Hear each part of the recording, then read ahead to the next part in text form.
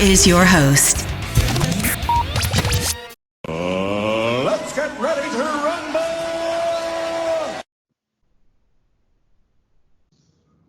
Okay, what the hell is going on, everybody? This is your boy, JD, one of us a podcast representative. I'm sitting here with your boy, Mr. Ariya. Say what's up to the people. What's up, people? What a show we have for you. Damn, what a show. My God, what a listen, I'm not even gonna lie, WrestleMania night 1 was last night. What's fire? We are recording on night 2, and my God, Ariya, this was a thumbs up show, goddammit. The ending saved the show. Double thumbs up. What the hell did you think about that Boneyard match? The Boneyard match is probably one of the all-time classic. You put it that high, Ariya? I'm putting it that high because, I mean, we've seen The Undertaker for 25, 30 years now, right? Absolutely. And the fact that this man is main eventing WrestleMania with an epic moment for the ages, given all the crazy stuff, the time we're in with COVID and all that, the fact that we're getting an epic movie, cinematic genius, a wonderful storyline, and real shit. The way Undertaker's dialogue, the AJ Styles, just the whole way it was shot, how cool it was, Metallica, the biker, the badass. I loved all of it. Listen, I couldn't get boy. enough of it. Get up, boy. Do you know how old am I? How old am I again? What's my wife's name again? Get up, boy. You the shovel? I'll show the shovel. he said, come here, boy. I ain't done yet. Come here, boy. Oh my God. I mean, listen. And AJ Styles, though, props to him to play along, though. I feel like he played his role beautifully. There's not much more they could have. The only thing they could have did was maybe bring Kane to save him, or bring Shawn Michaels or Triple H to save him. Yeah. That's the only thing that would have made this thing a 10 out of 10. It was like a 9.5. Yeah, I agree. Remember in the predictions episode, I said that if they bring Kane in to help Undertaker, because we knew AJ Styles was going to get the Good Brothers, the OC, of course. And they did. And the OC did well, too. I've got to give props to them. What's the name? He's dead. I mean, he got burned up on top of that roof. I don't know which one. Because when the flames went up at the end, I'm like, hey, isn't he still up there? Rest in peace. Rest in peace to the Good Brothers. From the one thing you cannot shit on WWE about is their production value. They shot this goddamn. First of all, I want to shout out Matt Hardy because he started this whole thing with the damn Broken Man Universe shooting wrestling matches this way. You cannot shit on WWE from the production to the intro to the American Badass coming into no commentators. They commentated themselves, basically, AJ, and from the shit talking, we heard everything. From the way they brought in people. Dude, they put up a finger. They put up a middle finger, man. I was like, wow. I don't even care that they buried AJ and he lost. And my prediction was that he was going to win. I don't even care. I don't even care that the Undertaker turned into Goku again and did the instant transmission and he teleported. I don't even care. This was great. This saved the show. Because if this would have been trash, the show would have been thumbs down for me. Yeah, but this saved the show. I commend them. I was on Twitter all night talking about this match. This was excellent. WWE did their thing with everything going on around the world. I didn't like it with no crowd. I'm gonna get to that quickly in a minute. But with everything going on, I am looking forward to John Cena now, Bray Wyatt, more so than before. Yeah. Because it was shot like a movie. God damn it, they surprised me.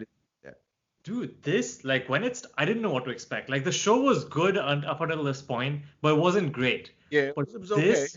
This was an exceptional piece. Like, if we don't remember anything else from this WrestleMania, just this moment itself is something all wrestling fans around the world will be talking about for a long, long time. And this is The Undertaker. He's had WrestleMania moments. He's had many, many WrestleMania moments.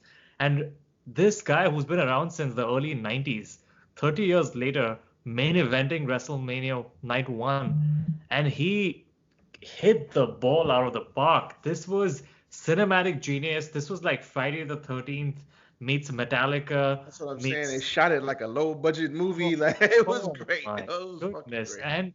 And it was perfect for the Undertaker because this is the Undertaker. He's the only one who could pull this off. I mean, you could say Kane could have maybe Bray Wyatt or maybe Matt Hardy, but like Undertaker has been doing like gimmick matches. He's the king of gimmick matches. Think about it. A burnt alive match, buried alive match, casket match. Like and the fact that he can't move like he used to move because of all the surgeries and everything, this highly elevated his strengths and greatly diminished his weaknesses. And to have somebody like AJ who could bounce his ass around for you, it was just perfect. This was so good. Even Mick Foley said on Twitter in a 5-second video, he said, "Hey Vince, can I be in the Boneyard match for next year? Because you can do it like this, and you can edit it and cut it, and you can shoot it like a movie, and you could do this shit every year. I hope they don't do it every year, but you could do this every year, or something like this. You could extend Undertaker's career for many more years if it's like this. Like, hell yeah! And imagine if it was Undertaker versus Sting. This would be the environment where we want this sort of match. It would be dark characters. Moody, oh my god, it'd be fucking crazy. It'd be great. It would be amazing. It would be like Freddy versus Jason. Like it would be all. You know what I mean? They should have had Sting tonight. Like, that would have been even. That would have put it up for the top. Oh, that would have. Sting with the fucking baseball bat. Get out of here. Bat, the Crow. Man, this was so good. And this is awesome. Undertaker. And you know, none of us had high expectations from this match because we've seen. I had no expectations for the whole show. Yeah. And this, I don't know. I'm thinking this is right at the end. It caught us all off guard because we didn't know what is a boneyard match. We've never had this before. And the fact that we were start to finish, we were hooked. We couldn't see. We were. And none of us saw the twist coming when Undertaker was getting beaten up. I was like, okay, this is it. They're writing off the Undertaker for good. He's gonna get buried. We'll never see the Undertaker again. AJ Styles finally gets it. I was like, okay. I mean, I'd be okay with that because I mean, AJ Styles, you gotta respect AJ Styles, and I feel like okay, he gets to retire Undertaker. Okay, I was like, I can respect that. But it's like when Undertaker turned up behind him. The Goku. I'm telling you. Like, wow, that is. People hit me up like, yo, I had people hit me up on Twitter and Facebook and was like, yo, what's up with this Goku shit? That's the new thing in wrestling. I was like, I don't know, bro. Everybody's fucking doing instant transmission, and I don't get it, but I can't complain. They combined American Badass with like the Dead Man gimmick. It was like perfect because like if it was anyone else, this would have sucked. But it was because it's the Undertaker, because he's the Dead Man. You could believe that. You gotta go all the way with it. Like you can't half-ass it. If you're gonna do something like this, you gotta just go over the top. Fuck it. We're gonna throw everything out there and see what sticks. And it was a home run. It was a fucking home run. And it's trending. It was trending all over Twitter last night. I couldn't tweet. I couldn't tweet enough. And I told my dad. I told him you have to watch this match. And he's been an Undertaker fan since the '90s. He's the first one who got me into wrestling like 25 years ago. And the fact that he watched it, he loved it. So it's like, damn, like old school wrestling fans, people of my dad's generation, if they liked it, means it gave them memories of like the Attitude Era and all of the good stuff from back then. So I mean, this just shows you this connected at a deep level. For those of you who are young and haven't seen Undertaker do like Buried Alive matches and all of the old school Undertaker look, I'm gimmick. up on the network, damn it. Yeah, this is a classic Undertaker, and this is something that blew my mind. I was hooked. All of us were chatting, all our World Wrestling Podcast crew. We were talking to each other, and we were all so freaking impressed by this. Like, hats off to Undertaker, hats off to AJ Styles and the Good Brothers, and just the production, WWE production. We know WWE does movies, but none of them are like great. But this was magic. This is just pure magic. Just the visual of Undertaker riding off with the flames and the Undertaker logo and the Metallica music. Oh my God, what a finish to night 1 of WrestleMania. I can't wait for night 2. John Cena, Bray Wyatt, you guys are up next. I hope you guys, because you have a high bar now. Like this is because now people are expecting this to be good, and people are looking forward to it even more so than they were last night, because now we know WWE is capable of putting on I'm going to call it a movie match, but they're capable of putting on a movie match and having it be exceptional. So now it needs to be on point tonight, especially with that. I am looking forward to night 2. I think night 2 is going to be better than night 1 because we got a couple of more matches. Yeah. And I want to get your opinion on this, but we got a couple of more matches that people are looking forward to tonight more so than last night. What did you think about did this feel like WrestleMania? And what did you think about the no crowd, even though they worked their asses off? Shout out to the triple threat match and the ladder match. The triple threat ladder match. Shout out to Kevin Owens, that crazy son of a bitch.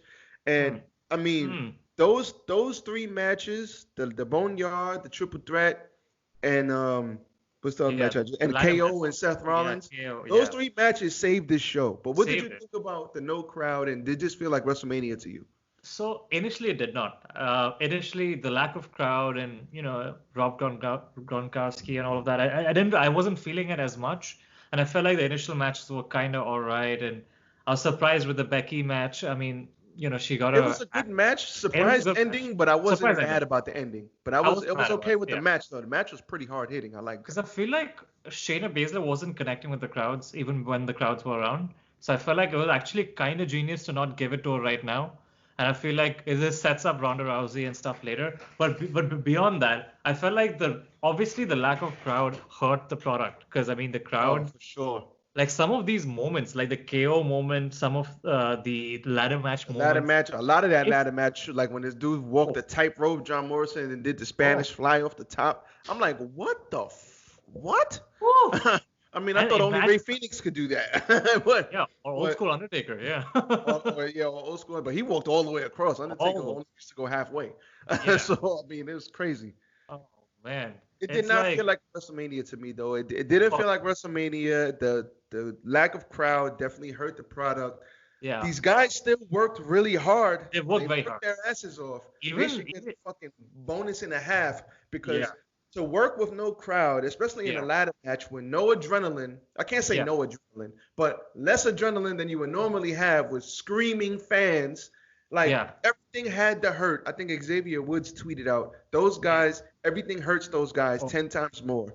Rest in peace to Kevin Owens' back, because Kevin Owens' back is probably... He took the most of that. He took worse than that than Seth Rollins did. I don't even know if he connected with the elbow or not, but if he did, he barely connected. It's like he slid off of him on the way down, which was probably the safest way to do it. Yeah, safest way. Instead of landing right on him, he like kind of slid off him. Because it could have broken some ribs or that, like that. Like, see, stuff, guys, all of you, I know you guys love to say wrestling is fake, but there's no way you can fake that. You can't fake falling 30 feet onto another man and onto a table and breaking. Like, there's just like, no matter how much padding you put, no matter how much, like, that is gonna hurt like a mofo, So it's like, props to like the guys who are doing this. I mean, Kevin Owens got a WrestleMania moment for the ages. Like, people were playing back. That's a Shane McMahon, Jeff Hardy moment. I think you said that to me last night. Yeah, someone's got to do it. Someone's got to do something crazy. And thing is that people may not remember your matches, but like, think of Mick Foley. We remember him falling off the cage. Yes. We remember Jeff Hardy doing those stunts. Shane McMahon, we know for that. And these guys are legends in a way that these moments are legendary, and you have one shot at WrestleMania to do it. Kevin Owens, much respect. And I know that Kevin Owens had to ideate and come up with how he was able to even do that. He took pictures of the stage and figured out how to come up with that. And so much props to Kevin Owens for taking that stunt. He's crazy. I mean, what a crazy guy. Oh my God.